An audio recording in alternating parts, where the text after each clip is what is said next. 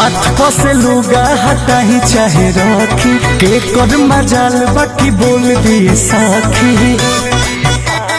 हाँ, माथ पसे लुगा हटाही चाहे रखी के कर मजाल बाकी बोल दिए साखी। गोरखपुर से पटना तक पियावे के बोल बहला हो डर के करा से बा कमर के चोल बोलते पहला हो डर के करा से बा कमर के चोल बोलते पहला हो डर के करा से बा। राजा रंग बाजावा से दुनिया दे रहला हो डर के करा से बा कमर के चोल बोलते पहला हो डर के करा से बा हमारी के चोल बोलते पहला हो डर के करा से बा।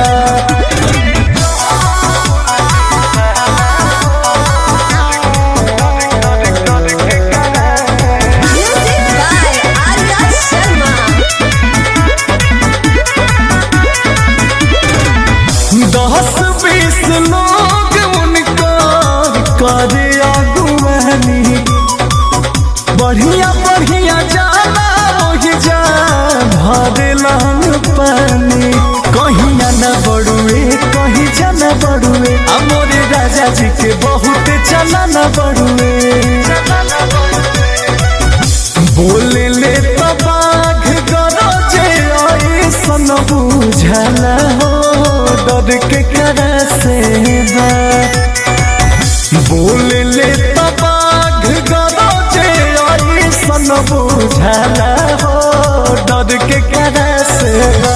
कमर के चोल बोलती पहला हो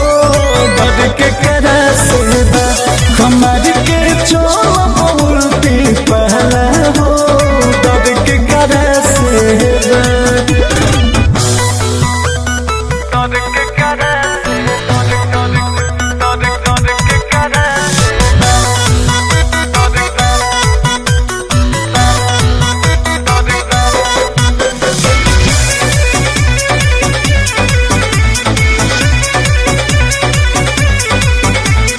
शोभला पठान सूट